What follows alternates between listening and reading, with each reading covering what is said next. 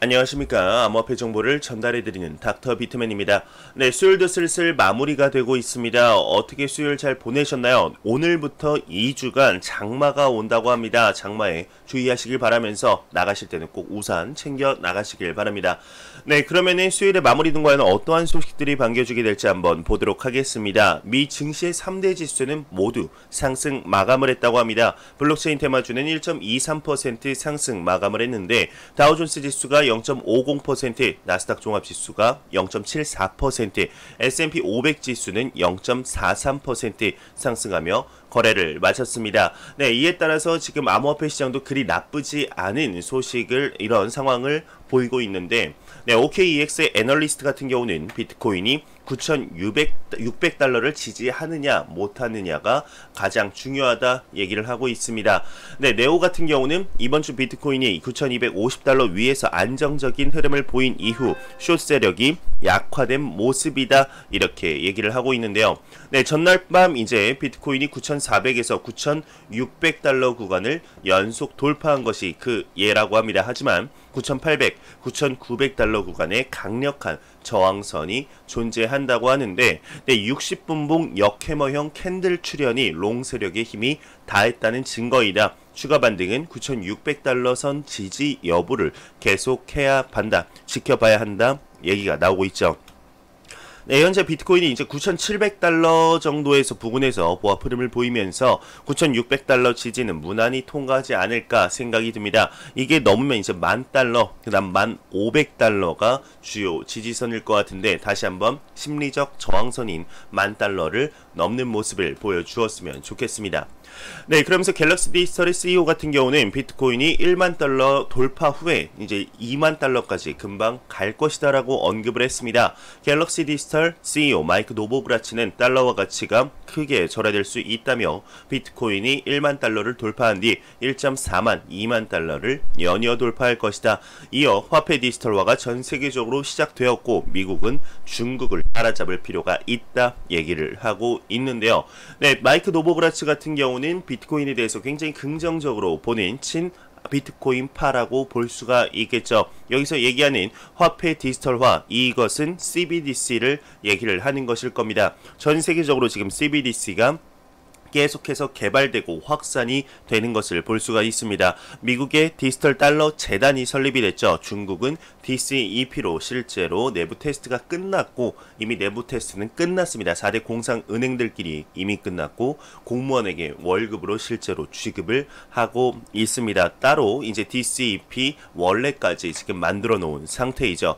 네, 프랑스 같은 경우도 내부 테스트가 모두 다 끝난 것으로 보여졌고, 그리고 호주가 개발을 시작을 했습니다. 이탈리아도 시작을 했고, 우리나라 한국은행도 지금 내년까지 상용화를 목표로 달려가고 있습니다. 일본 또한 지금 상용화를 목표로 달려가고 있죠. 전 세계적으로 CBDC가 계속해서 개발 확산이 되는 모습을 눈으로써 여러분들도 보실 수가 있는데요. 이 CBDC의 확산이 당연히 암호화폐 시장, 전반 기술, 베이스 기술이라고 할 수 있는 비트코인 암호화폐 시장의 반사 이익을 주긴 무조건 줄 건데, 얼만큼의 반사 이익을 받을 수 있을지 한번 지켜보도록 하겠습니다. 네, 한 리서치에서는 전체 비트코인의 주소 83%가 수익 상태다 이렇게 얘기가 나오고 있습니다. 네, 암호화폐 전문 미디어 유투데이가 글래스노드의 데이터를 인용하면서 23일 이제 현재 전체 비트코인 주소의 83%가 수익 상태라며 지난 3월 12일 저점 대비 43% 증가했다 이렇게 보도를 했습니다. 네, 비트코인이 이제 그 3월 13일이죠. 그 검은 목요일이라고 불렸던 코로나 팬데믹 사태 이후 반토막 이후에 많이 진입을 한 것으로 나오고 있습니다. 이때 이제 공격적인 투자를 보이셨던 분들이 굉장히 많기 때문에 2%가 크게 증가를 한 것이 아닌가 생각이 들게 되는데요. 꼭 그때 늦지 않았더라도 중간중간에 투자를 하셨던 분들이 물타기를 하면서 저점이 많이 내려온 것이죠. 비트코인은 83% 정도, 그리고 이더리움은 51% 정도가 수익 상태인 것으로 나타났었습니다. 네, 반대로 네, 참 마음 아픈 리플 XRP 같은 경우는 83% 정도가 손실 상태다라는 내용을 엊그제 한번 전해드렸는데 참 마음 아프죠. 리플 XRP도 지금까지 호재들 모두 다 그걸 연료 삼아서 한 번에 쭉 오르는 모습, 다시 한번 볼 수 있으면 좋겠다 생각이 들게 됩니다. 네, 지금 요즘 들어서 비트코인의 접근성이 높아지는 소식들이 계속해서 나오고 있습니다. 네, 미국의 세븐일레븐이나 대형 약국 체인점 약 2만 매장에서 비트코인의 구매가 가능해진다고 합니다. 네, 가상화폐 ATM을 제공하는 리버티 X가 미국의 이제 세븐일레븐이나 대기업의 약국 체인점 2만 개 이상의 점포에서 비트코인의 구입이 가능하게 되었다 발표를 했습니다. 네, 대상 점포 같은 경우는 미국 전역에 있는 세븐일레븐, 대형 약국 CVS와 라이트 에이드 이용자가 사전에 iOS 또는 안드로이드 전용 앱을 다운로드 받은 후에 구매하고자 하는 매장을 선택한 후 해당 업소의 계산대에서 결제를 하면 된다고 하는데, 네, 구입 가능 금액은 20에서 500달러, 구매 수수료는 4.95달러로 설정이 된다고 하네요. 네, 수수료가 뭐 그래도 약한 편은 아닌 것 같습니다. 이 앱은 이제 고객 인증에 해당하는 KYC 기능이 구현되어 있어 이용 고객이 필요한 정보를 제출할 의무가 있다고 합니다. 네, 프랑스는 뭐 여러분들도 아시다시피 뭐 담배 소매점이라든지 굉장히 많은 곳에서 비트코인 구매가 다시 가능해지죠. 네, 지금 비트코인의 인식의 재고가 지금 계속해서 나오려는 듯한 움직임도 보이고 있죠. 하지만 인식의 재고만 이루어져서는 안 됩니다. 정말 사람들이 비트코인을 필요할 때 바로바로 살 수 있는 시스템, 이런 인프라가 중요한데 점점 이런 간단하게 비트코인을 꼭 거래소 뭐 가입하고 이렇게 은행 계좌랑 연동하고 생각만 해도 얼마나 불편하겠습니까? 하지만 이런 뭐 약국 체인점이나 세븐일레븐 아마 여러분들도 다 아시지 않을까 싶어요. 한 번쯤은 가봤을 편의점인 만큼 이렇게 간편하게 비트코인을 살 수 있다는 거 굉장히 중요한 얘기가 아닐까 생각이 들게 됩니다. 네, 그러면서 이제 한 애널리스트 같은 경우는 비트코인 구매가 미국 자국민 스스로 권리를 부여해줄 효과적인 방법이다, 뭐 이렇게 얘기를 하고 있는데 무슨 내용인지 제목만 봐서는 네, 파악이 안 됩니다. 한번 보도록 하겠습니다. 네, 암호화폐 전문 미디어 코인텔레그래프에 따르게 되면 미국 월스트리트 출신 유명 암호화폐 애널리스트 맥스 카이저가 비트코인은 미국인이 스스로에게 권리를 부여해줄 유일한 효과적인 방법이다, 시위는 효과적이지 못하다 밝혔습니다. 네, 이와 관련하여 그는 시위는 비트코인을 구매하는 것에 비하면 아무것도 아니라며 코로나19에 대한 미 연중의 대응은 양극화를 가속화하고 있으며 조지 플로이드 시위는 경찰의 탄압뿐만 아니라 경제적 탄압 때문이기도 하다 얘기를 하고 있는데, 사실 이 얘기를 딱 봤을 때 정확하게 이제 비트코인에 대해서 왜 권리를 부여해줄 유일한 방법이라고 하는지는 파악은 안 됩니다만 조금 더 한번 지켜봐야 될 것 같습니다. 네, 그러면서 지금 페이팔이 암호화폐 시장에 진출 시에는 해시 전쟁이 본격화될 것이다, 격화될 것이다 이렇게 얘기를 하고 있는데, 네, 미국 월스트리트 출신 유명 암호화폐 애널리스트 맥스 카이저네요. 또 맥스 카이저가 만약 페이팔과 벤모가 암호화폐 시장에 진출한다면 암호화폐 산업 내 글로벌 해시 전쟁이 격화될 것이다 이렇게 전망을 했습니다. 네, 이와 관련해서 그는 지난해 잭도시 트위터 창업자가 이끄는 암호화폐 지원 모바일 결제 앱 스퀘어가 비트코인 거래 기능을 출시하며 가시적인 성과를 거뒀다. 페이팔도 스퀘어의 성과를 보며 압박을 느꼈을 것이다. 앞서 코인데스크 등 일부 매체는 페이팔 내부 관계자를 인용, 페이팔과 벤모가 다이렉트로 암호화폐를 사고 파는 기능을 지원할 예정이라고 보도한 바 있다 얘기가 나오고 있습니다. 네, 아마 페이팔 하면은 뭐 여러분들도 다 아시다시피 뭐 인터넷에서 굉장히 큰 거의 손가락 안에 꼽히는 기업이죠. 이 기업이 이제 암호화폐에 대해서 긍정적으로 생각을 하고 있고, 그리고 실제로 암호화폐 산업에 뛰어들었을 때 그 파급력은 어마어마할 것으로 생각이 듭니다. 지금 전 세계 이제 IT 기업들 대부분이 암호화폐 또는 블록체인에 조금이라도 연관이 안 된 기업들이 없습니다. 그만큼 블록체인 기술과 그리고 그 기반이 되는 암호화폐가 더 이상 무시할 수 없는 이런 효과를 가져다 준다는 것은 어느 정도 입증이 됐다는 얘기가 아닐까 생각이 드는데요. 네, 그러면서 이제 최근 들어서 리브라에 관한 소식이 계속해서 나왔습니다. 페이스북의 프로젝트죠. 리브라가 디지털 지갑 노비를 한국에서 출시하냐 뭐 이렇게 얘기가 나왔습니다. 왜 하필 한국에서 출시하는데 디지털 지갑이 노비라는 이름일까요? 네, 일단 보도록 하겠습니다.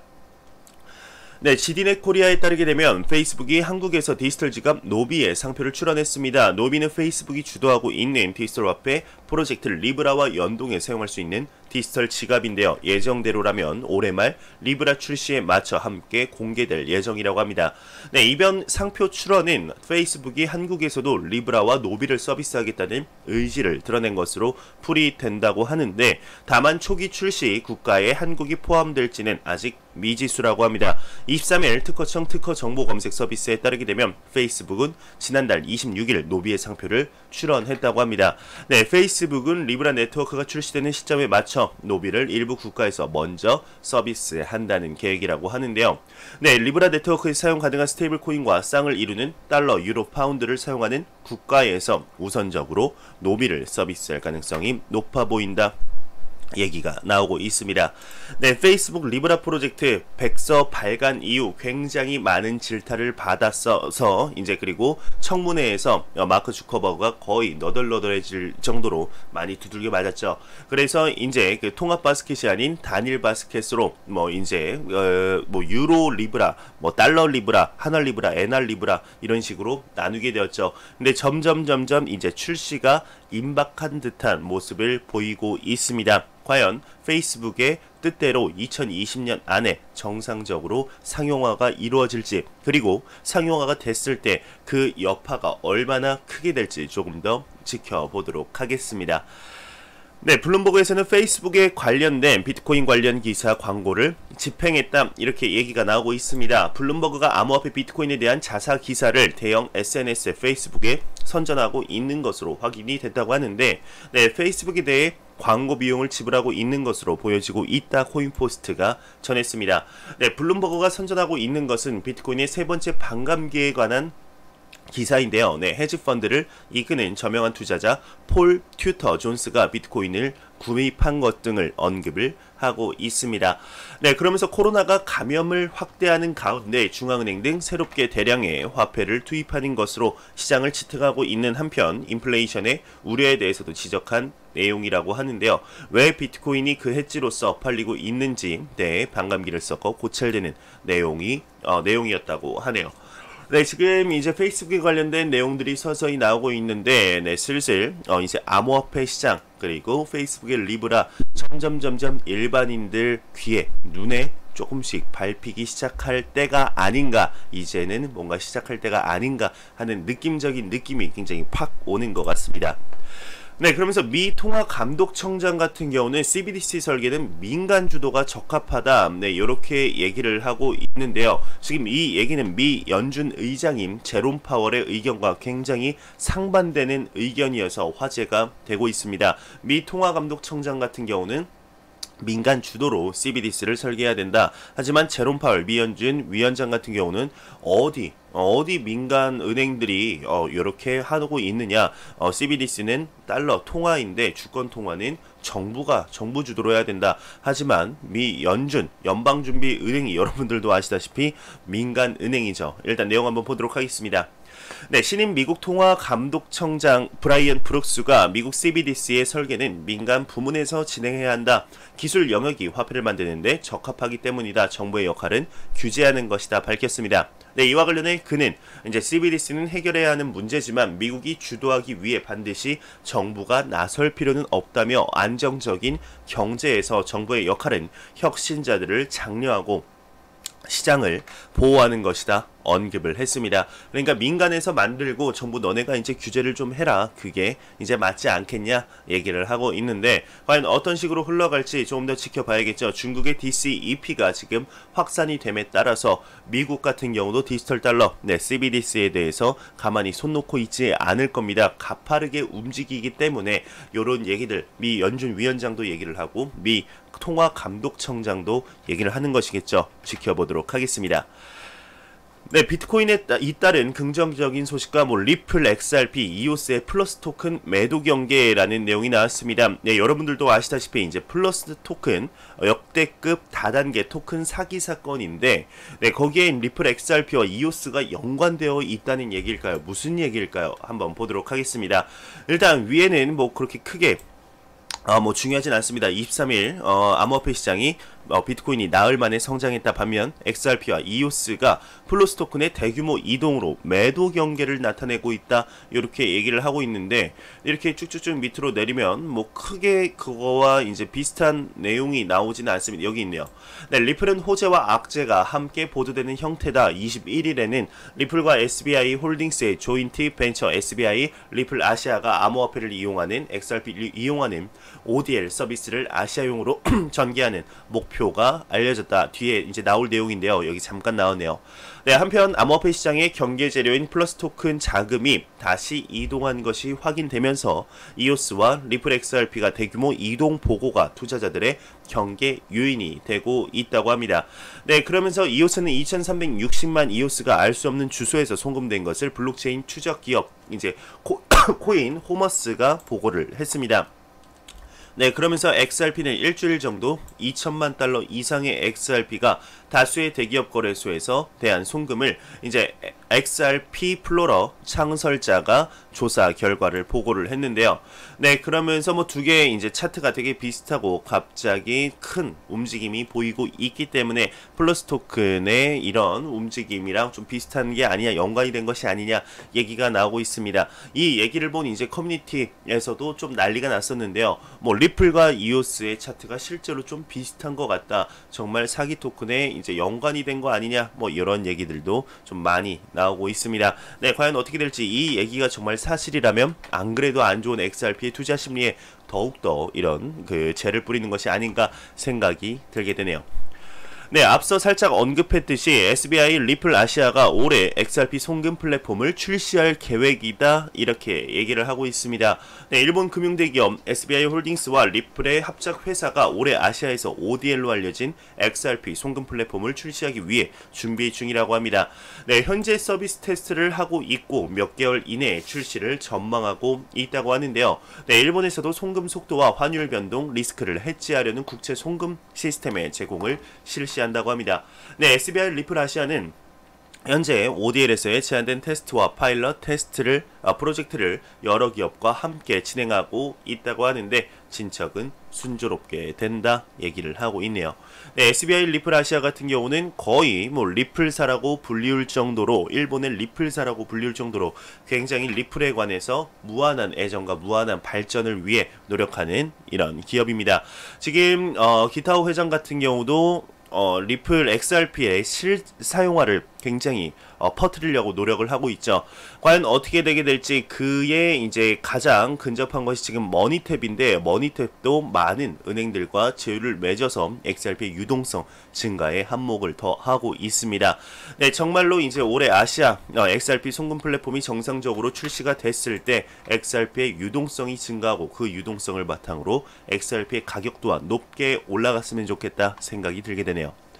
네, 제가 준비한 소식은 여기까지입니다. 마지막으로 코인 마켓캡에서 가격 보고 마무리하도록 하겠습니다. 네, 메이저 탑10 코인들 지금 전반적으로 상승하는 좋은 모습을 보여주고 있습니다. 네, 시가총액 1위의 비트코인 같은 경우는 0.17% 상승하면서 1160만원대, 2위의 이더리움이 0.95% 상승하면서 29만 4천원대, 3위의 테더가 이제 환율이랑 똑같죠. 1209원, 4위의 XRP가 0.33% 하락하며 227원대를 보여주고 있습니다.